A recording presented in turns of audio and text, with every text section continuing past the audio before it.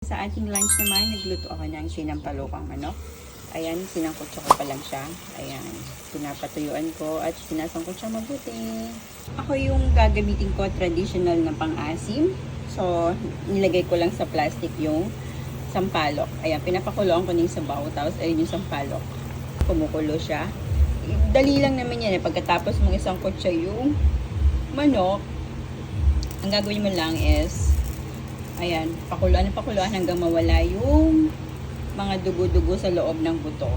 Yun ko yung talbos ng kamote, kaya lang hindi maganda yung o kinakalabasan. Nagkakaroon siya ng kuto-kuto. Tapos nagtanim ulit ako, yung kanginang ginamit ko, tanghali, umaga pala. Naglaga ako ng talbos ng kamote at pritong tinapayo ng aming ulam ni Mang Boy. Pero ito hindi maganda yung tubo. Bakit kaya? Tapos, pag alam mong luto na yung sampalok at lambot na siya, yung nagka-crack, ibig sabihin, pwede mo na itong pigain at hanguin dito. So, ito na nga yung piniga kong,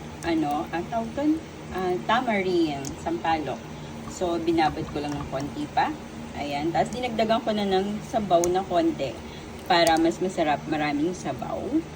At ito na nga yung ating gulay, konti lang. Gusto ko kasi kada init ng ulam, lalagyan ko siya ng bagong gulay para hindi siya nalulusak. So, ito na yung ating sili. Ayan, ginawa ko siyang 4.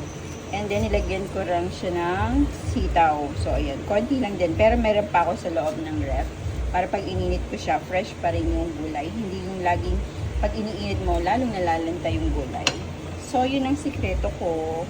So, di ba, kumukulo na siya. Nakikita niyo ba yung puso? Okay, yung pinaka, okay, ikutin na natin. Ito na siya, itsura niya. O, diba? Kulong-kulo na. Feeling ko ang asim na to. Oh my God. Oh my God. Ang sarap ng asim. Sakto lang siya. Hindi siya sobrang asim. Ayan, o. Kulo. Ilalagay na natin yung ating sili. Ang sili. Ayan. Siyempre, isasabay ko na rin ang sitaw. Sitaw. Ayan. Tama-tama, wala pa si Daddy. Okay, after lang yan, siguro papatayin ko na. Para ang magluluto na lang sa gulay is yung pinakainit na lang mismo ng, ng sabaw ng ulam.